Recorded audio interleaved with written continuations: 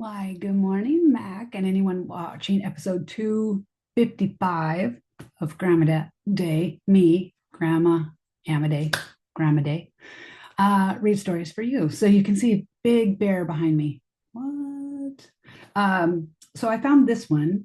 This is actually my dad. So your dad's grandpa. So your great grandpa Bell and Grandma Barb were here over our spring break and Easter.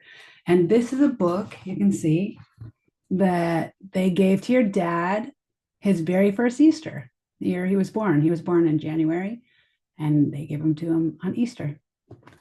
And this is called Bear's Bedtime Storybook. Now, here's the thing though. It says over 150 stories and poems for young children, illustrated by Graham Percy. And I don't know, there's no author, but you see how thick it is?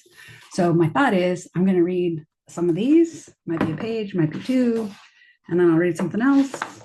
And then I'll come back to this one, and then I'll read something else. Oh, here we go. It's got a bunch of authors. Stories and poems by Brenda Apsley, Moira Butterfield, Jeffrey Cohen, Jean McKenzie, Kate Montagnon, and Sally Sheringham. Sounds English. So here we go. Yeah, here we go. So the first one is called Goodnight, Jamie. Jamie Bear was in bed, but he couldn't go to sleep. He tossed and he turned, he shook his pillow and pulled the blankets under his chin, but still he couldn't sleep. He looked at the clock. It was late. Jamie's dad crept into his room. Not asleep yet? He whispered. No, said Jamie, I can't sleep. I tried counting sheep, but it didn't work. Jamie's dad looked out at the inky black sky. Stars dotted the blackness. Why not try counting stars instead? He said, and crept outside.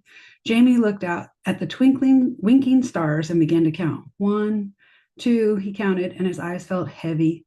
3, 4, and he yawned, a big yawn.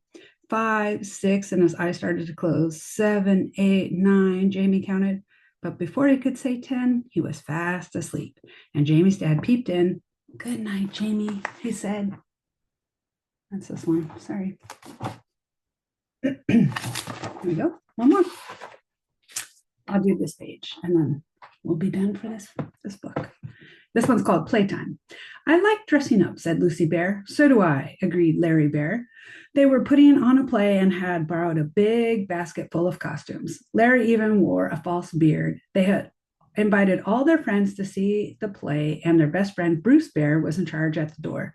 Soon, every seat was taken. When Larry and Lucy arrived at the door, Bruce said, No more. Sorry, we're full up.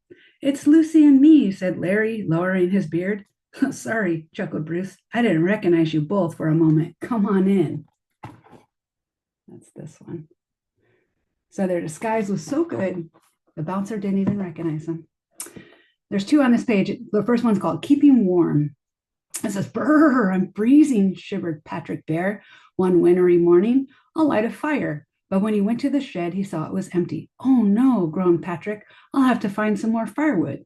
So he put on his hat, boots, and thickest coat and set off into the forest. Soon he spotted a long branch that had broken and was lying on the ground. I'll drag that home and make a fire with it, thought Patrick, picking up one end. It was hard work. Patrick puffed and puffed until finally he reached his garden. Then he fetched a saw and cut the branch into smaller pieces. Whew!